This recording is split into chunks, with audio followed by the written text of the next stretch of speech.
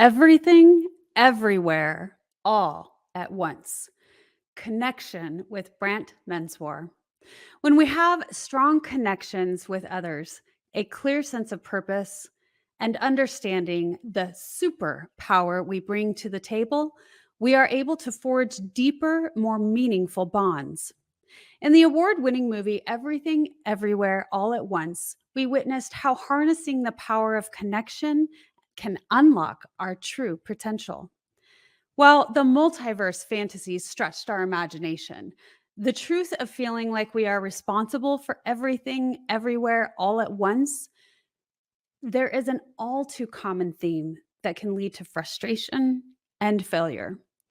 Everyone has the power within themselves, and when we have strong connections with others and a clear sense of purpose, our true potential is unlocked. In this powerful interview, best-selling author and connection expert Brant Menswar reveals the three essential elements of connection. Join us for an insightful session. You won't want to miss this. Welcome to the Wellness Driven Life Show. You're about to go on a wellness-driven ride.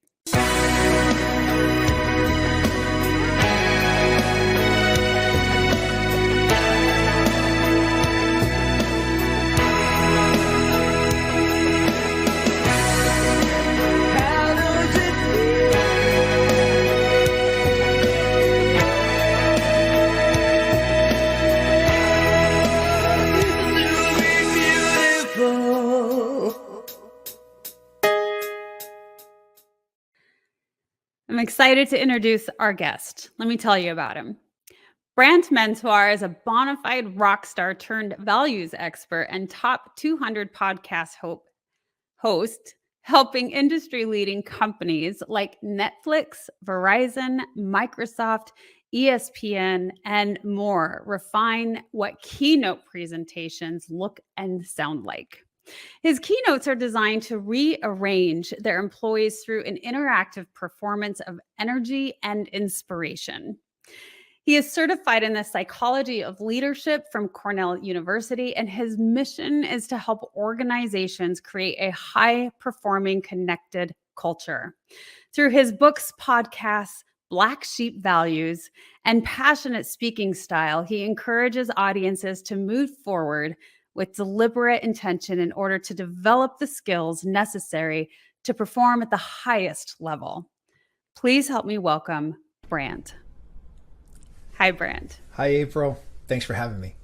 Oh, it's a pleasure. I'm so pleased to have you on the Wellness Driven Life Show platform.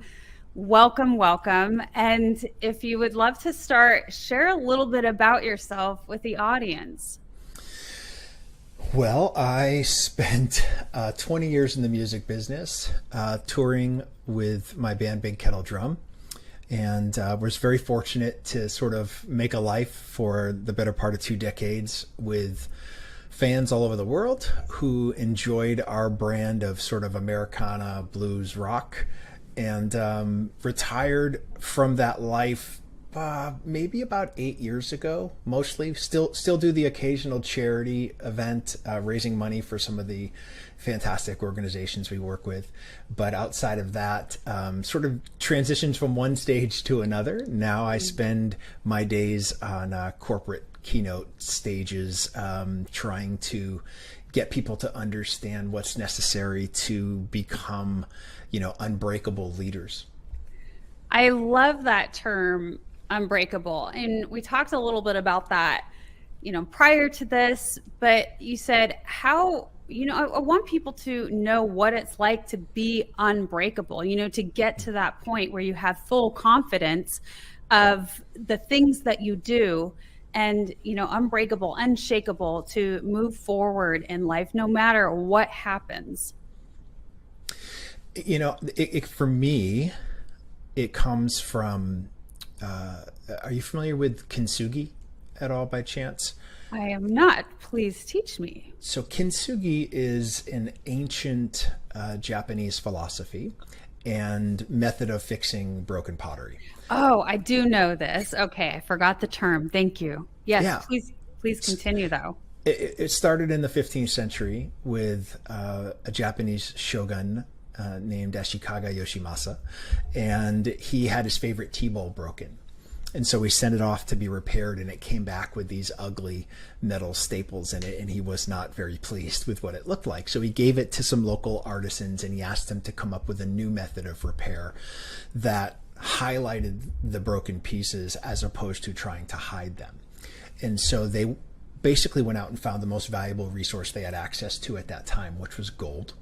And they used this mixture of gold and lacquer to create this really strong bond that could be used to hold the broken pieces together. By doing so, they really did two specific things. Number one, they honored the history and sort of life of the bowl. But secondly, they actually made the bowl more valuable than before it was broke, because now it was laced with gold. And so what I teach people is that if you really want to learn to become unbreakable, there's really only one thing you have to accept, and that's you're already broken. Yeah. If you start from the premise that you're already broken, then you can stop trying to hold people and things at arm's length away from you, afraid that they're going to break you, and instead focus on what holds the brokenness together. And those are our deeply held personal core values. And when you know what those are, they really make you truly unbreakable. I love that. Yes, and you're stronger too with that which holds us together, right? When we've had those experiences, we've been broken. And of course, yeah, absolutely, coming to the idea of we're going to break.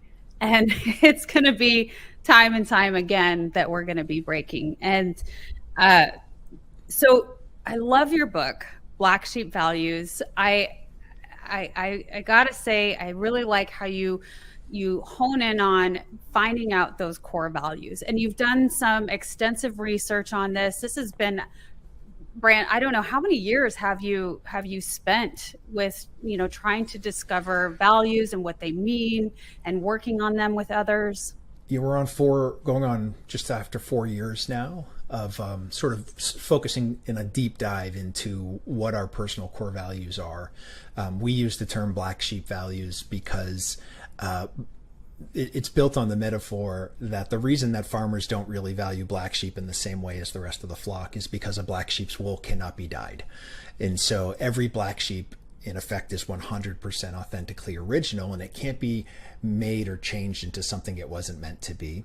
And so I believe we all possess a flock of 5 black sheep values, and these are our deepest values at the very core of who we are, the ones that we choose to honor each and every single day. And no matter how much someone wants to try to influence you, those values will not be changed. And so the goal of the book and the assessment and the work and the programs and all that sort of thing is to help people discover what their flock of 5 black sheep values actually are. Right. And that is so cool that you came to that term, because this is a black sheep is something that can't be changed. It's innately who it is, and you can't disrupt that. And we all have that within us once we figure it out and tap into it, right? And we have the understanding and then the courage to live in that. And so I put your website on, and I did it super early, but I want everybody to know your website, because this is where you can access the assessment, correct? That is correct. Okay, yes. Cool. So the website is www.brantmenswar.com. That's BrantMenswar.com. So I want to give that to people early on. It'll also be in the description of this. Many of you will be watching the replay. But let's talk a little bit more about those values and how you came to them. It's highlighted and described very well in your book. You really guide people through discovering that and asking more and more questions. It's kind of like the 5 whys or the 5 whats, right? Like, so, and then what? And then why do you feel that way? And you just keep going deeper and deeper and deeper until you get to the root, because you discussed a few times when, people actually sit down, right? And they're talking about their values, they're thinking on it, they're pondering it. Okay, well, I value these things. And they come up with 20 some values, and you can't live those every day, right? It's like impossible to try to key in on that and be like, okay, I want to be showing up as this and this and this and on and on and on. And that's just too much for us to handle. So it takes a lot of deeper, thinking and leading into the right answer. Do you know where the phrase winging it comes from? I don't. So, right at the turn of the century in the 1900s, America was actually booming, right? And so there was this sort of influx of building these theater houses all over the country. And because there were so many theaters being built, there actually wasn't enough actors to be able to cover all the theaters that were being built. And so if someone got sick or somebody couldn't make a particular show, they would go out and try to find a fill-in actor, and that actor would stand off stage in the wings of the theater, and they would try to memorize their lines just before they stepped on stage because they didn't have time to learn them. And so that's where the term winging it comes from. And if you take a look at our society today, I think what you'll see is that we're all winging it. We've adopted this as a way of life, not as an emergency trying to, step into a role that you're not prepared for. We have adopted it as a way of living, and it's scary to think that that's the case. But it is true that that is the case, and people have an idea of what is really important to them, but they never take the time to figure out what their non-negotiables are. And we treat non-negotiables and really important like they're cousins, they're this close, but in reality they are out of frame here. They are so far apart from each other, and until you do the work to discover the difference between non-negotiable and really important, you end up sort of winging it, trying to find the perfect value to help you make a decision in a time that you should be sort of standing on that value as a strong foundation. Right. And so much of this is being clear. Many of us are not clear whatsoever on what it is what we're after, and leading to us winging it and I would go even farther to say that this is where the stress is kicking in, and then everybody's living in this continuous high stress, and then we lead to not doing well, disease, all of the things where now we're no longer performing at all. And if we can't perform well for ourselves, we can't perform well for our loved ones or for anything or anyone else, and it's burnout. Yeah. And so many of us are experiencing that. Now, you go a lot of it in your book over some of the things on how you can find out what those values are, questions to ask. And one of my favorite things that you highlighted on is, what are your favorite things? What are some of your favorite things that you love? What's your favorite food? Favorite smell? Yeah. Favorite music? Oh, music is we're so tuned into music. That's what helps. I think it's like activating our souls big time. And you come from the music industry. You're the rock star in the former life, right? And so you definitely know what that is, what that means. It is. So, our favorites, the science behind why we have favorites is really based in this idea that we have these really strong experiences that live in our head and these really strong feelings that live in our heart. And when our head and our heart connect, it engages our limbic brain, right? And our limbic brain is where all of our emotional long-term memory is stored.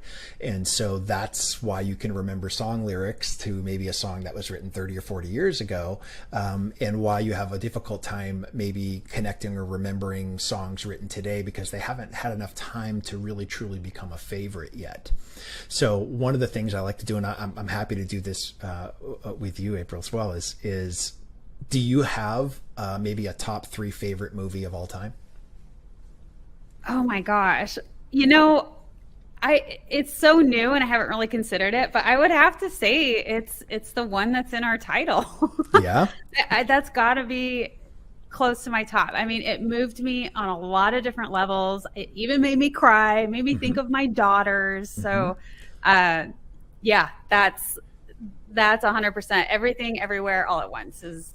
Let's Can go you with that. can you give us like a 30-second summary of what the movie was, so that for somebody who maybe hasn't seen it, they can figure out sort of a basic premise of Okay. what that movie was about?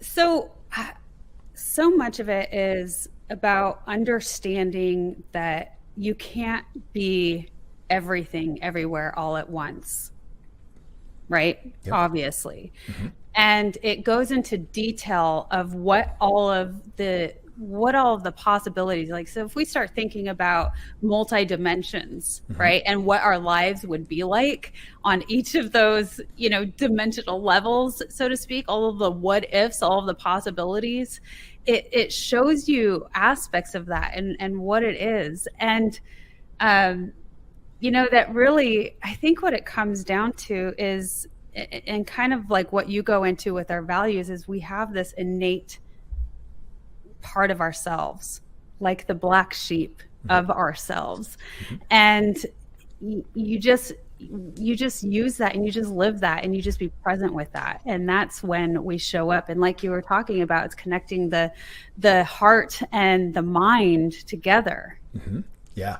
So, when I talk to people about what some of their favorites are, what I'm doing is I'm listening to the vocabulary you choose to explain the movie. When you are explaining a favorite, you choose different words than something that really hadn't had an effect on you. So I'm listening for themes that are basically breadcrumbs that would lead me back to what I believe there's a good chance that your black sheep values actually are. And so in that description, I heard themes of perseverance. I heard themes of hope, of impact and connection. When we start to choose our words really carefully, it really gives us a good idea of what potentially could be real for us, and what isn't. And why that's important is because one of the things we've discovered over the course of the last 4 years and over 10,000 people taking the Black Sheep Values Assessment. That's so cool, by the way. Yeah, I mean, we love Huge. it. I'm a data junkie, so for me, I love looking at the results. And one of the things that we have discovered is that when people first take this assessment, 2 or 3 of the 5 values that they come to are more than likely accurate. But 2 or 3 of the other values are complete fabricated BS. And that's because many of us have grown up being conditioned to care for other people's sheep. And if you grew up caring for a sibling or a grandparent or a parent or whatever scenario you find yourself in, the longer that you sort of have cared for other people, the harder it is to pull apart what matters to you and not to them. And so, when we do this work, it's not something that like, oh, I took the assessment, I know what my values are, fantastic, wipe my pants and I'm off to the races. It is a much longer sort of process to come to what's actually real. You can feel good about your top 2 or 3 because these values, even when you get to them, exist in a hierarchy, right? And so even if you have your 5, those 5 exist in a hierarchy from most important to least important. Yeah. Even though they're all non-negotiables, there are still some that resonate deeper in our hearts. And so, your first 1 or 2 you can feel really good about, but everything below that requires some additional thought and living and process and all of the things that you need to do to make sure that you can confirm what you think is real is actually real. Right. And so while we're on the topic of the assessment, right, and so many people taking it, can you share with us a little bit about what are some of the top, values that most people are drawn to? Well, what we've discovered over the last year or so that we've had enough data to really take a look at it is there are what I call 5 binding values that sort of hold society together. These are the most shared values among all people. I'm going to ask you this. What do you think the number one shared value is among all people? Oh, gosh.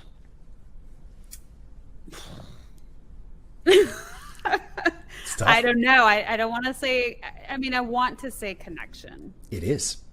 Oh my gosh. Not That's only fabulous. not only is it number one, There is hope. it is listen, it's Maslow, it's sense of belonging, right? It's Yeah. it's this idea that we were built and made for connection.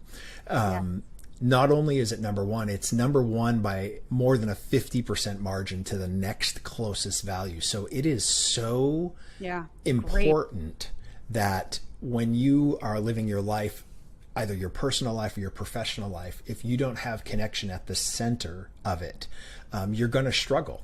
You're going to struggle to feel any sense of fulfillment that you're striving for. So connection's number one. Number two is integrity. And integrity is all about sort of creating a safe space. Are you creating a safe space for people in your life to engage with you?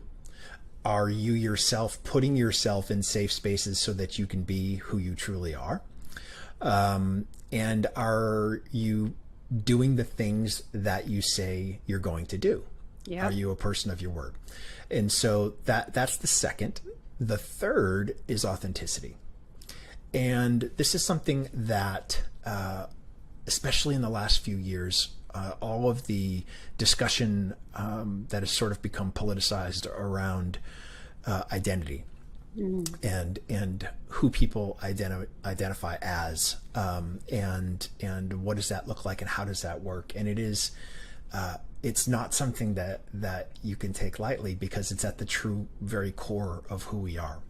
And as you can see already, if connection is incredibly important and creating a safe space is important as the second most important thing, you can understand where all of the concern is around identity and authenticity, because it requires the first two values to be engaged. And so when someone doesn't feel like they have a safe space to be themselves, then they are not going to connect. And when they don't connect, they feel alone and they start to suffer, depression and anxiety and all these other sorts of things because they feel disconnected from the world. And that disconnection isn't just with other people. It might be a disconnection from nature. It could be disconnection from your God, from your spiritual life, from whatever that might look like. There are so many things that we can be disconnected from. That authenticity is what we long for if we have a safe space to show up and we have the ability to connect. One of the exercises that I do in my keynotes is I have people, and if you would, could you just cross your arms for me like this? Yes. Okay. So you're crossing your arms. Now what I want you to do is cross them the other way. Okay. It feels unnatural. Okay. And I had to think about it, which is like everybody the weird does. part. Everybody does. What I want you, and you just said this perfectly, it feels unnatural, right? Every time you ask someone to be inauthentic, this is what you are making them feel. Every time. And the more that you ask, the more difficult it becomes. So it starts with the arm folding, but then if I said, well, stand on your non-dominant leg. Now I want you to rub your, pat your head and rub your belly, like all of these crazy things that become more and more and more uncomfortable. You might not think anything of it, but for the person who is not being able to be authentic, it is just piling on this feeling of what becomes resent because you're not allowing them to be who they truly are. And so it's why authenticity is the third most shared value among us all. The last two are our personal growth. We all want this ability to grow. Now, where we choose to grow will differ, but we all want to experience growth in some way, shape, or form. And then the final one is creativity. But it's not creativity in the sense of how creative you are. It is much more creativity in the sense of creating solutions. Can you create solutions in your life? Are you empowered enough, whether that's your personal or professional life? Can you create solutions that would really require you to connect with someone else to make that solution come to fruition, right? This is why this is a sort of a self sustaining wheel. That's a servitude aspect. It does. And it's also one of these things that, at least in business, I will tell you that the most frustrating, the number one complaint I get from anyone I've ever talked to with regards to the assessment goes is this idea of responsibility without authority. They have this responsibility put on their shoulders, and they've been given zero authority to make it happen. And that is the most frustrating position to put somebody in. But when you think about it, it also happens in our personal life all the time. We feel like we have this responsibility on us, but we're not giving ourselves authority to make the decision. I was going to say that's a choice though, right? Because, we're responsible for ourselves. We are the authority figure of ourselves. That's the main difference between personal and professional. In the professional world, sometimes you don't have the authority to make the decision, right? Yeah. But in your own life, you absolutely have the authority to make that decision. And that's that shift. When you start to understand that, then you really start to feel that empowerment that you can start to practically manifest these things in your life. Yeah. All right. Well, I'm going to let everybody know, as far as their relationships go, that it's great relationships if you've got the connection, integrity, and authenticity, of course. So we'll move into our first commercial, Brant, and then when we get back, we'll keep talking further. It's a great conversation and really appreciate you being on the show. Stay tuned. Can't wait. Are you ready to take control of your ride to wellness? Rev up with Driven Living.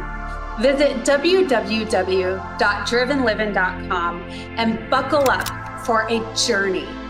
Get exclusive access to our Wellness Driven Life Show guest portal, where you can dive deep into the minds of our esteemed guests. Sign up for our newsletter and get insider scoops on these distinguished personalities. It's like having a backstage pass to their life-changing wisdom.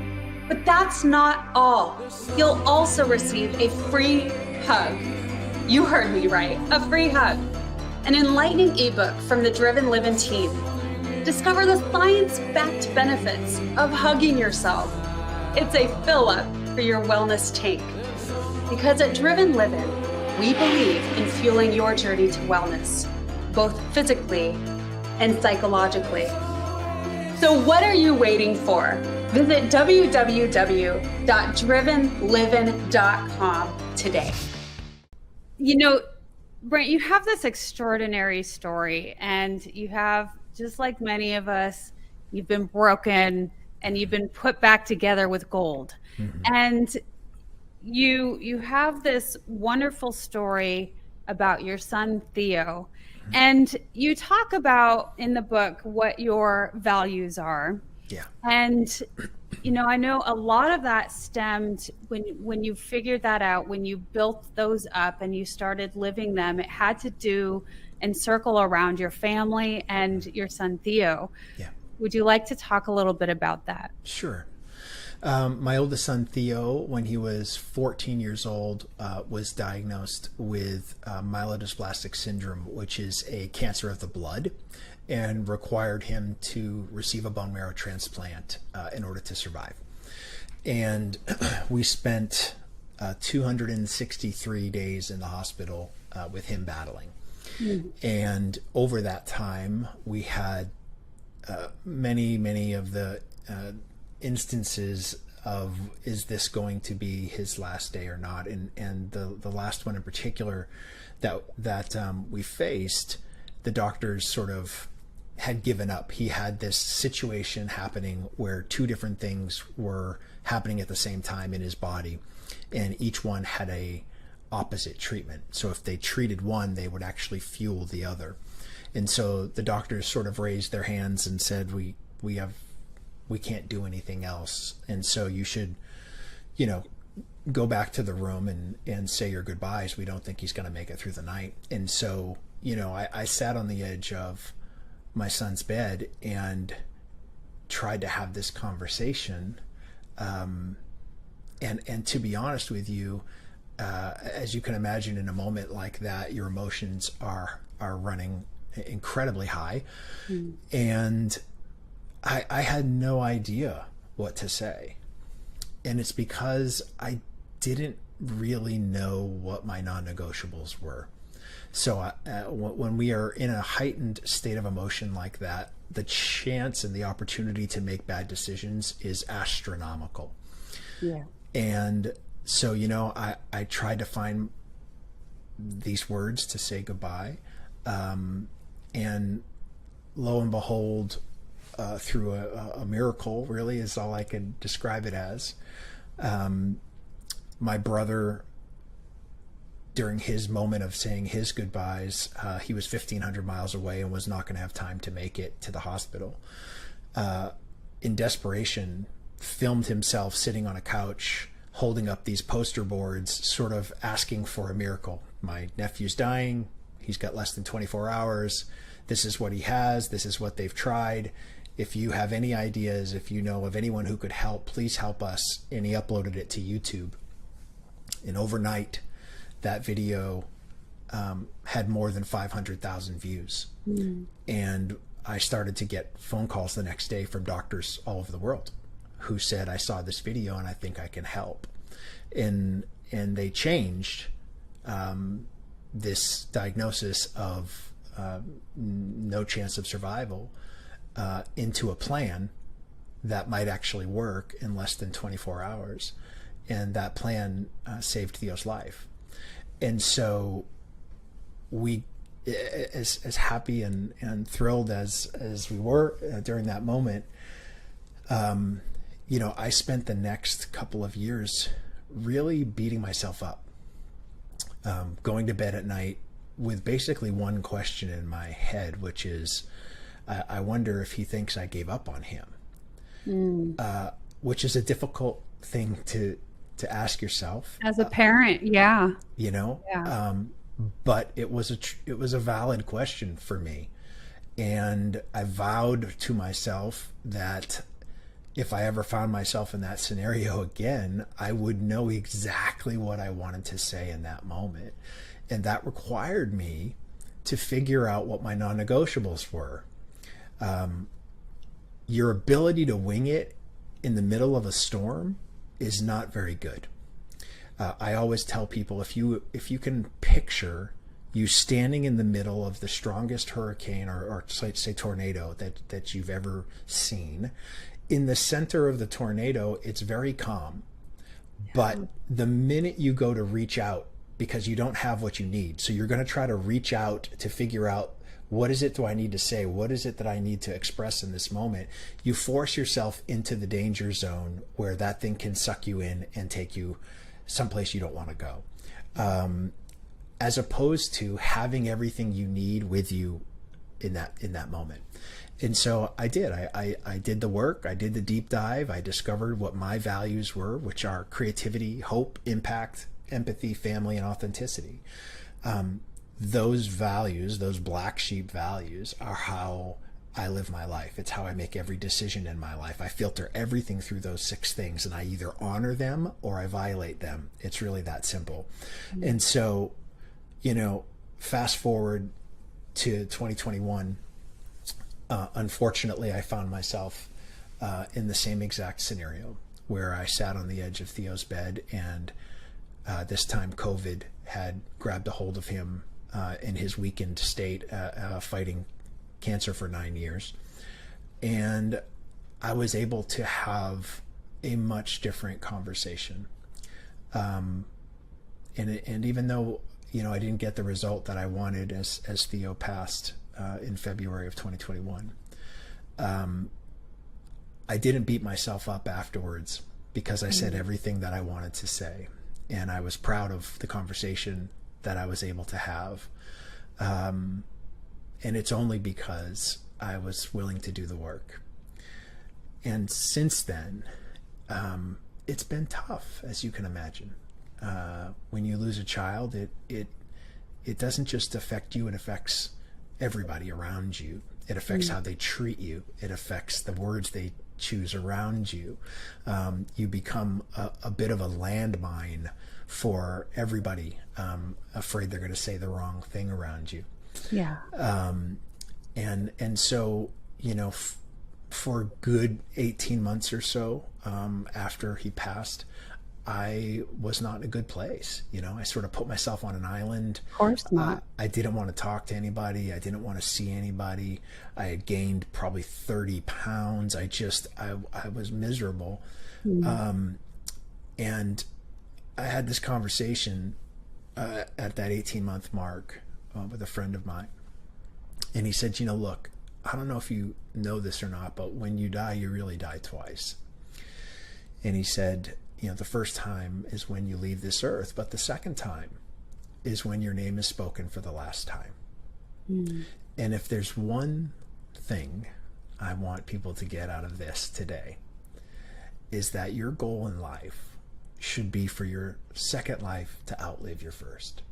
And part of my goal is to make sure that Theo's name is on your lips. Because I want his legacy, I want his fight, I want his inspiration. He actually drew the cover of the Black Sheep book that's tattooed here on my arm. Yeah. His story is going to outlive his time here on Earth, and that's part of my job, to continue his legacy. My story, my impact that I want on while I'm here, is one thing, but the impact I want to last long after I'm gone.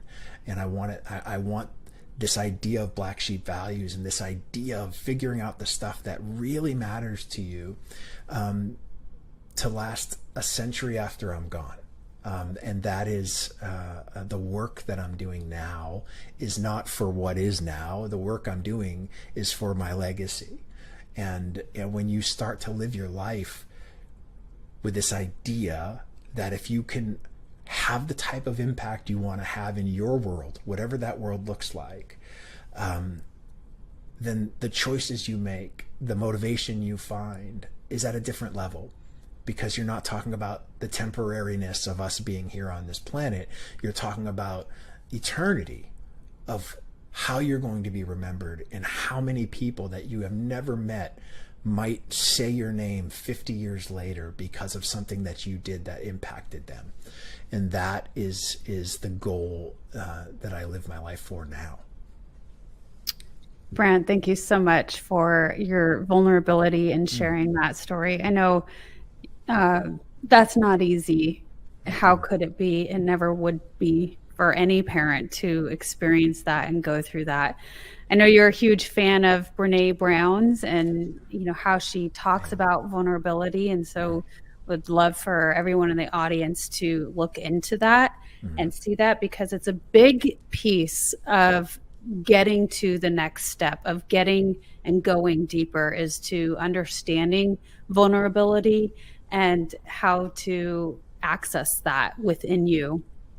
And Brant, I would love to know what is the biggest impact that Theo had for you? To me, it was his strength. He battled things every day that most of us would just give up. Yeah. When you're on steroids, as long as he was on, it wreaks havoc in your body. It makes your bones brittle. It makes your skin brittle. He broke his hip. He broke his leg. All of these things that were 10 times worse than the disease that started the whole thing. Yeah. And the meds really took their toll on him. And he had his bad days for sure, but he always still got up every day and found himself working towards the things that he wanted to see happen for him in his life. And that is sort of, I think his biggest gift for me was perspective, right? If I got stuck in traffic and I'm 5 minutes late for something, pardon my French, but who gives a shit, you know? If that is what I was letting trigger me before and send me down these paths of being upset, the perspective really has helped me be able to say, how would Theo respond to something like this? And I would watch him on occasion, sort of put people in their place, and it helps to sort of reframe whatever it is that you're facing in a moment, to know that there's a good chance that it's probably not life or death. And so why are you acting like it is? Yeah. Perseverance, not said lightly, and perspective is, it's key, and it'll change everything and how we respond. And so having the people that you surround yourself with, like, he is inspiring, and he does help give you a different perspective and how to think of things. Just like you said, what am I getting pissed off about in traffic, when really the big picture is, something entirely different? And why would I give my energy to that? And my mind's going a lot of different directions, but I want to go back a little bit to the first instance where you had the miracle with Theo, and to me, it's that connection piece that we all value so innately, really, and pushing out the awareness of this need, of this heartfelt help cry out, and the connection between all of us, and putting our energy, our heartfelt energy, into something like, yes, let's do something. We want to serve, we want to help, we want to be there. And there's so much power in that, and how it does help create miracles. So how do you feel about that, Brant? Well, what I'll tell you is, we've already talked about what the 5 most shared values are. And if you look at that miracle, what you will see is those values in action, right? So my brother started with connection. And I'll come back to that in a minute, because I know we've talked at the beginning of the show of what are these 3 parts of connection that we really want to see happen. But it started with connection. He created a safe space for people to engage with that integrity that he created. He allowed for the authenticity for people to show up as they were, no matter what their belief was, no matter what religion they believed, no matter if they were someone who prayed or someone who, sent good vibes or whatever they chose to do. Gave everybody a chance to grow in the process and learn something, and then empowered them to create a solution that we were told didn't exist. And so the 5 values, not only are they present, they are the drivers that created the miracle. And so that, to me, is the biggest proof of what can happen when you use what is the most important values to us all as a society. It really allowed for something that we were told was impossible to become possible. And that is, I don't know of a better testimonial than that, right? Absolutely. Yeah. I mean, another way, and you would know this very well, one way to describe it is, when we're all doing that heart connection together, is like a concert. And when we're all tuning into the same thing or the same feeling through music, through feeling, through, accessing that all together as a whole. It's, if you've ever sort of, had that experience And it can happen at a concert. It can happen at a conference. It can happen at church. It can happen on a retreat, where you just feel connected at a different level, right? Yeah. Yeah. You It's a good way. you realize all at once, sort of the tininess that we are in the universe, and the enormity of what being connected together actually means, and that is palpable. Yeah. Yeah. So I want to go back to also, Theo being this so inspiring. And you talk a little bit in your book about you had this interview with Don Yeager, and he was coached by John Wooden, Yeah. who he famously quotes, "You will never outperform your inner circle." And that's so profound. Yeah. I mean, it's simple, but yet it's so profound. And so you want to highlight that a little bit for me. Sure. So, one of the things that I talk about when it comes to connection, now that we know how important connection is to us all, the first thing that you have to do is sort of define your network, right? And so what I have people do is comes directly from John Wooden, who, coached Don Yeager. But what Coach Wooden would have people do is say, I want you to write down the 5 people you spend the most amount of time with in your personal life, the 5 people you spend the most amount of time with in your professional life, and then these 5 people that are sort of other categories. Maybe they're where you volunteer, or a different church, or whatever it looks like.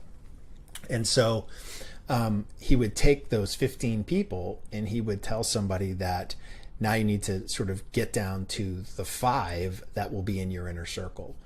And what I sort of have done now with the methodology that comes with the Black Sheep and in Black Sheep Foundry, which is where we do all this training, it sort of takes it a little step further, based on the work that I did at Cornell and the psychology of leadership, and what we learned sort of as to the current processes and methods that really work.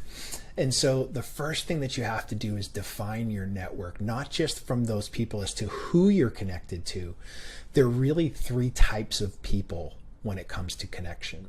And I call them amplifiers, bystanders, and limiters. So an amplifier is somebody who is going to amplify your message no matter what. They're cheerleaders, right? They're on board with you. They are behind you. They're rooting for you. And that's sort of the people that we find that are supportive, that are part of our network, who are constantly our champions. Bystanders are people who stand on the sideline and watch until they're asked to participate. and that's okay. And then finally, limiters are people who are, I'm going to give the benefit of the doubt, they're not somebody who is purposefully trying to limit you, although there are a few of those. These are people who require so much effort to connect with that it detracts from the time that you could be spending with amplifiers or converting bystanders. And so when I say define your network, it starts with those 15 people, but then for each one of those people, are they an amplifier, are they a bystander, or are they a limiter? And then what you start to do is see who you truly have surrounding you in your inner circle. Yeah. And when it comes to that 5 and choosing those 5, they have to be amplifiers. You do not want to have somebody who is not an amplifier in your inner circle, because that's not going to take you where you want to be. That doesn't mean they can't give you tough love. That doesn't mean that they can't question you and check you into the boards if they need to. But what it means is that they have to be a champion of yours at heart. And that is sort of, it goes from defining your network to then aligning your network, right? So now that I know that I have these 5 amplifiers that I'm spending the most amount of time with, I have to sort of align them towards the goal of which I have set for myself. And once that happens, that's when you start to see that incredible progress that leads to those breakthroughs that we all long for. Mm. Oh, that's so cool. Very, very powerful. Thank you so much. We'll go into a brief commercial, and then when we get back, I want to know how to contact you and the what's next. So stay tuned. Visit www.drivenliving.com. You'll also receive a free hug. You heard me right, a free hug. An enlightening ebook from the Driven Living team. Discover the science-backed benefits of hugging yourself. It's a fill-up for your wellness tank. Because at Driven Living, we believe in fueling your journey to wellness, both physically and psychologically. So what are you waiting for? Visit www.drivenliving.com today. Brant, can you tell everyone, I know that we have your website to connect with you. Sure. What else? What do you offer? What do you do? I know you work a lot with corporate, but you also do, smaller groups too, and helping guide and lead. And you have a book. Curious to know also, just for personal reasons, and maybe other people would want to know, is there a book number 2 coming? Great question. My publisher has been asking me the same thing. Yeah. What's next? With regards to the book, there probably will be another version coming, which will be centered around all of the information and the data that we've found out from those who have taken it, right? Yeah, that really is. I mean, I can't say enough how powerful that is, Brent. You know that. Yeah. But yes. for everybody else to know, like, it's not a small thing when we start to understand truly with scientific backup, right? Yeah. Or consensus backup. That is where we come to a lot of our beliefs, is by a general consensus of, and how that can help guide us and lead us. Listen, I agree completely. And I had a friend who, so obviously the first book was called Black Sheep. But he has told me that the follow-up should be called Who Gives a Sheep? And it's a great name. I mean, I can't argue. It's got to at least be in the subtitle. I mean, exactly. I think that, I would say within the next 18 months, I'll probably get around to writing the sort of follow-up to it. I still believe there's so much work to do. I mean, the first book has been translated into, I think, 6 different languages already. And so, there's these contingencies in, Korea and, Bulgaria and, even in the Middle East. It's amazing to watch the book be translated into all these different languages. But I do some work in masterminds, and so I invite people to join me. I hold my masterminds in Nashville, Tennessee. Obviously, spending a good part of my life there in the music business. Our sort of machine was there, our label was there, our booking agents were there, and our licensing people were there. And so, so you really provide an experience. It is. It's, we do things at, this is beyond the mastermind, guys. Like, it's held at the Bel Air Mansion, which is one of the oldest antebellum mansions in, Nashville. It is this incredible, beautiful 15-bedroom, 19-bathroom, a palatial estate that we spend 2 in-depth days of going deep into the work, right? Going deep into the values work and understanding how to connect, how to build bridges to these 5 values that we know everybody shares. And so we build in some incredible experiences there as well. We do this wine tasting event that sort of connects our five senses, and if you read the book, you know that our senses are connected to our values in a lot of ways, and so you sort of get an idea of how to start that journey and start to connect things at a more macro level, and then I sort of call in favors to my famous Nashville songwriter buddies who have written some of the biggest hits in the last 20 years, and they all come and do a private concert for everybody on the second night. And we just make it this incredible experience, right? We want people to be blown away, sort of immerse them into the culture of Music City while they're learning about themselves. Yeah. And so rock on. Yeah, right. I love it. That is the masterminds. And then, we've got some online programs that are a little more affordable, and people who want to do the work, but they want to do it at their own pace. Where the mastermind is like a fire hose for 2 days. The online programs allow you to sort of work at your own pace, and if it takes 3 months or 6 months, then so be it. But there's still access to group coaching and calls that happen once a month as well with me. And so what I want to do is provide people with some sort of affordable way to do the work and have the access that's possible. I don't do one-on-one coaching anymore because I just unfortunately I don't have the time. But the group and online sort of courses and programs that I have now allow for I think we're more powerful together, right? And when you have that community and that other connection piece, I mean, that's part of it, right? That's what I love about, not necessarily doing the one-on-ones, but doing it together as a community. Yeah, I think it's when you see that other people are struggling with the same things, it helps with the connection piece for sure. Yeah.